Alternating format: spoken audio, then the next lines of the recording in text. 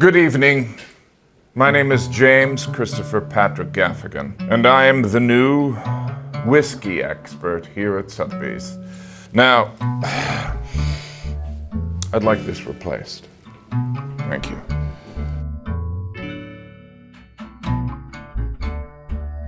We're going to be talking about whiskey.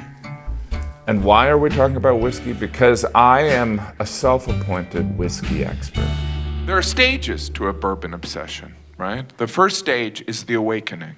You try bourbon and you realize not all hard liquor needs to taste like lighter fluid. The next stage is you try premium bourbon, which propels you to the third stage, which is collecting. But you tell yourself you're not going to overdo it, just a couple bottles. You're not going to sleep out in your car for a rare release or hide a purchase from your wife. And then the fourth stage, you sleep out in your car and you hide a purchase from your wife. I am releasing live from Old Forester the bourbon set, which is a tantamount achievement in the bourbon and whiskey world. It is an entire comedy set about whiskey. The final stage of a bourbon obsession is you start watching YouTube videos of other men hunt for bourbon. Now, I understand that may sound pathetic, but believe me, it's much worse. Now, if you're looking for jokes about tequila or brandy or armagnac, you'll have to go somewhere else, and that'll probably be in a different language. So what I'm gonna review here is a lot of bourbon and whiskey, but most importantly, I don't have to pay for any of it. And my new Sotheby's co-workers are going to fact check me along the way. So let's get right into it. Why do I assume everyone here would be English? The British collar, I'm kind of jealous. It's so neat, the collar, right? We should buddy up with the British because our empire's decaying. So here we are, Old Crow Chessman. Some of these decanters were really absurd. And this, in a way, I think is one of the more absurd ones because there are 32 different versions of this, and it comes with the chess mat or the board. So like, it's very impractical, but in the end, there is a collectible aspect. But what makes the Old Crow decanter so amazing is the stuff inside it is very good. So let's see how much I know and what I got right. All right, set of 32 from 1969 includes a large carpet chessboard. I've never seen the carpet chessboard. Only 60 sets were made. I didn't know that. Old Crow Distillery sold to Jim Beam in 1987, closing the site down. I believe this was a classic example of buy your competitor and put them out of business. Am I right? Which is so tragic in a way because from a historical standpoint, Old Crow was a really kind of important brand like Jim Beam. But, you know, America is about business, so you crush your enemies. And so, right? But we're gonna try this. Wow, that's just, by the way, it is 10 a.m. No, it is not 10 a.m. All right, so there's only 60 sets? That seems insane. What proof is this? 86. I mean, that does not taste like 86 proof. Let me talk a little bit about proof, because I am, as they say on the street, a proof whore. And meaning I like a high proof, but I like not just the immediate impact of a higher proof, but there is a fullness to the flavor that you typically don't find in a lower proof whiskey. But this is so smooth. All right, see, now I have to move on, and I don't want to like. We'll be here all night. Yeah. This is really insane, right? This is chocolate milk for adults, right? This is one of those gems that exists similar to like when a bottle has Stitzel Weller on it, right? It's just this gem where it's when we used to know how to do things right. Oh my gosh, do we have anything bigger? I would have gotten rid of the dust, you know what I mean? Because it's like Sotheby's, you are buying not just thing. You're buying an experience. So like when someone shows up sloppy, that's not how we do it here at Sotheby's. So this is Old Granddad. Human beings are weird, right? So like this whole like you could have your own pouring device at home was a thing where people were like, hey, I mean, some of it's a marketing idea, but some of it is people were like, yeah, you know, like the hardest part of whiskey is really the pouring. Like if you could help me out there, I would be on board. But Old Granddad, I believe, was started by the nephew of Basil Hayden. And that's actually a picture of Basil Hayden, right? It's interesting. So like some of the picture stuff in the Kentucky lore, it's not like fine art. It's not caricature. It's very accessible, kind of like make him likable. Don't make him look stately. If, you know, the Old Granddad people have a problem with that, meet me outside. Let's see what facts I didn't know. All right, distilled in 1958, bottled in 1963. Old Granddad, the person was Basil Hayden. Is it Basil or Basil? Basil. Now made by Jim Beam. This was originally made by Old Granddad Distilling. And it was, is it the nephew or the son or the grandson? Grandson. So, all right, here, I'm gonna see how I do on pouring this. Keep going and slower. Yeah. Oh, like a pro. That's from my days of working as a... Now how much, if this was full, considering that it is a Dusty, 1963, how much would this cost? $46,000. Wow. This was technology, right? This was, I mean, it looks like it should have been on the Flintstones, but let me try this, so. Yeah, I mean, I think it's good. I feel like it's unfair for it to go after Old Crow, because Old Crow is so smooth. But like, this is good. What's this proof? 100 proof. There is something about the Dusties where I feel like I might be influenced by, you know, an appreciation for nostalgia, but this is good. This is really good. This whole story fits perfectly into what a whiskey person would want. You know, I could just see three guys going, yeah, can I pour it this time? You know, it's like we're children. That's what we are.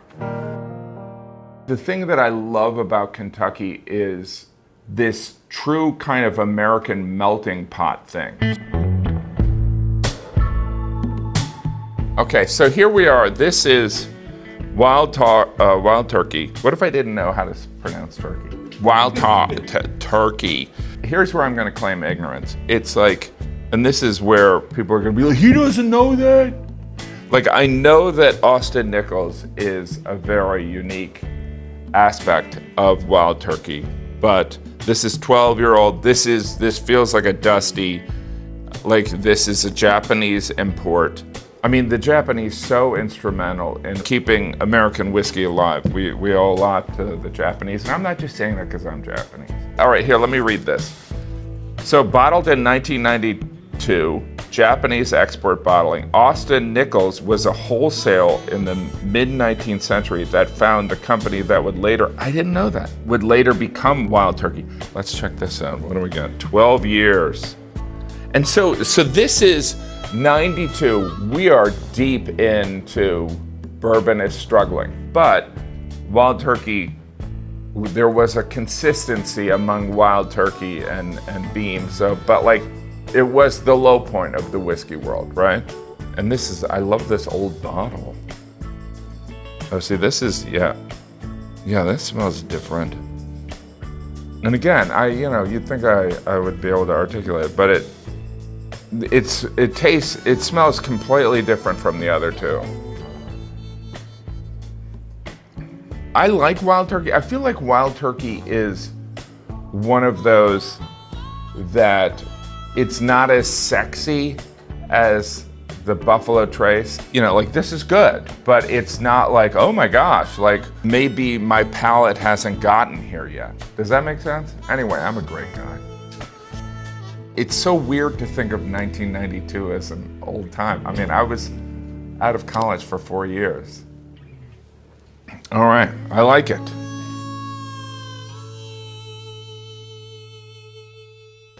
Now, all right, so this is Monument Valley, and I know nothing about this. I wonder if it was a brand that was developed purely to export to Japan, which was a thing. 12 years makes me very excited. Twist top means that it's old. Let's see, is it 750? So this is after we went to metric. It's the homage to the West, though, right? Which is very American whiskey, kind of. We are frontier settlers in the most romantic sense, when we all know that like what they were drinking was essentially poison, ended with tobacco spit in it. All right, so this is Monument Valley. It's a Japanese export released by KBD, Kentucky Bourbon Distillers, known today as Willet, which is interesting because like this bottle looks a little bit like Johnny Drum. Yes. It's a 1990s bottling. All right, let's see. It smells pretty sweet. It smells good. And when I say sweet, I don't mean saccharine sweet. I mean kind of, it doesn't sound like it's gonna be scorchy. There was somebody in a meeting, and they're like, what about Monument Valley? We could call it Monument Valley. There could be a picture of that. This is good. This is very good. By the way, I just want to re-emphasize that I am not an expert. I have a lot to learn. And there's a difference between knowing a lot about bourbon and drinking a lot of bourbon. So sometimes people are like, I drink a lot of bourbon, so therefore I'm an expert. So Old Charter, this, I'm trying to guess what, all right, so this is a 13-year-old, but that's a beautiful color, that's dark. All right, here, let's see what I know. Now, Old Charter, it wasn't at the Old Crow level, but it was pretty historic. Okay, Old Charter, Proprietor's Reserve. Part of a set of 5 whiskeys released in the earlier half of the 1990s, released by United Distillers, now known as Diageo. Now distilled by Buffalo Trace, this bourbon was distilled at Bernheim. Oh, wow. So this is now distilled at Buffalo Trace, but this was Bernheim, which is, again, it's not as special as the Stitzel Weller name, but Bernheim is very exciting for a whiskey drinker. Oh, that smells great. That's got some, it smells like it's got some proof. 90 proof. 90 proof. It smells like it's like 120. Oh, that's great. That's really rich. That's really good. Keeper. Yeah, that's a real good one. Right? That's a full body. That's what I love about a George T. Stagg. What I love about a Booker's is this full experience. Like it's still lingering. Ooh, this is a gem, right? This is, how much would this one cost? At least 1,000. Right? Probably more. Yeah. Jefferson has other things, right? They did a tribute to their mother, I think, right? They also have done what people call boat bourbon. It was a brilliant idea and it was very effective. And I think that like whatever gets people interested in bourbon is good for the bourbon community. Because I think bourbon, whiskey, is similar to the entertainment industry. If you get caught up in jealousy, it's counterproductive. So in other words, it's like the successes of Jefferson and other brands, it's like we should applaud them. This is exciting because I've never tried one of these. Yeah, that's good. That's good. So this is, what year is this? This is an 18-year-old. Wow. I can look at and see some of the people that appreciate some of the bourbon talk, and some of the people are like, let's wrap this up. So let's see what I missed. All right, Jefferson Presidential 18-year, distilled at Stitzel Weller, famous as the original maker of Van Winkle and Old Fitzgerald's brand. So like those old Fitzgeralds are amazing. Distilled in 1991. It is the same as the last juice Stitzel-Weller ever distilled. And again, that's another example. It was, Stitzel-Weller was bought and kind of destroyed, right? But then again, they did that to like Penn Station too, right? It's like, what is wrong with humans? I feel bad not drinking the whole thing, but we gotta move on. All right, here we go. I mean, first of all, this is what I love about the Van Winkle line is it is a classic American story. It's a redemption story. It is perseverance. The science is perfect and the story is perfect. And that being said, there are gonna be people that are angry. And it's so interesting that how people are angry that this isn't accessible when there's this is the implementation of don't overdo it. Don't get greedy. But this is Julian Van Winkle the third, right? I've been lucky enough to meet him. His daughters have Pappy and Co. So like they're all in. But Kentucky, by the way, I think Louisville should be a tourist destination. Now people from Louisville would be like, don't ruin our city. But all right, let's see what I missed here. This is a 2013 release. Oh, wow. And possibly distilled by Ancient Age, the precursor. Oh, wow. So we don't know. Oh, that's really interesting. So this bottle, which is open, I mean, if this was closed, how much would this be worth? Probably 2,000 plus. Unbelievable. And I'm going to just drink it like, no. But there is... And then you're like, we got to cut that so that we can still serve it.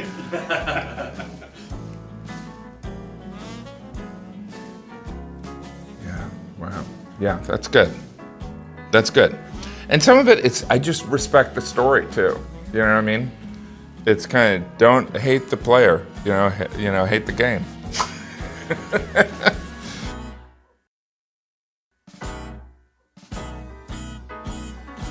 Okay, this is Fathertime Precious Batch. I mean, this is probably the most valuable bottle we've seen today. This is actually the empty nester strength, so it is of a much higher proof. I believe it's like 120 proof. But what makes this bottle so amazing, it's the guy behind Fathertime. He sourced the barrels, but he also curated so that he's associated with a sense of quality, and his approach was very much, if people don't buy it, then he just has more bourbon to drink. And I think this is by Jim Gaffigan. That guy's really good looking. But we should probably try this. This is about a father's time not to spend with his children, but with alcohol. You know what I mean? That's the father time. A father's joy is earned is a big thing. I think this is probably worth $1 billion. This is probably worth $1 billion. They're very small batches. It's considered by many to be the best bourbon that's ever existed. I don't know, I'm probably biased because it's my bourbon, but it's the objective was to make it approachable, but also to give parents time to try and forget that they have children. And so that is good. That is good. That is better than a cheeseburger, which is almost impossible. And so that's my grandfather on the front there. So this is a nostalgia thing. They're never going to use this in the video because, in the end, Sotheby's, do we need to include his father time? I feel like we're losing some of the momentum. We have to protect our brand. And we don't want it to appear like a commercial. I just feel like it would be awkward if we include that in there. Oh my gosh. I think this is fascinating. You know what's so fascinating? I mean, this is a great example of a combination of science and story, right? And so what we have here with Rare Character is two guys that came from the restaurant world, and They understood quality. They also understood storytelling, which I think anyone who is a successful restaurateur understands the value of storytelling. But these guys just consistently kill it. And by the way, the fact that I'm being so nice to you guys means you should send me some of this stuff. So this one's, do I open this? Yes. Some of these tops, the ritual is what we love, right? And we love this. That's pretty special, right? Oh, here, I didn't even read. Rare Character Brook Hill Hot Pockets. Exclusive one-of-one bottling. Named for the famous stand-up bit by legendary comedian Jim Gaffigan. 20-year-old cast strength. Like, that's beautiful. Like, they know me. They get me. You know, like, 20 years, cast strength. Let's see what we got here. Oh, that smells beautiful. Oh, geez, this is... You know, there comes a point when you're drinking whiskey where you're like, you know what, maybe I shouldn't do anything tonight, right? I mean, you guys have to join me on this, because this is pretty spectacular.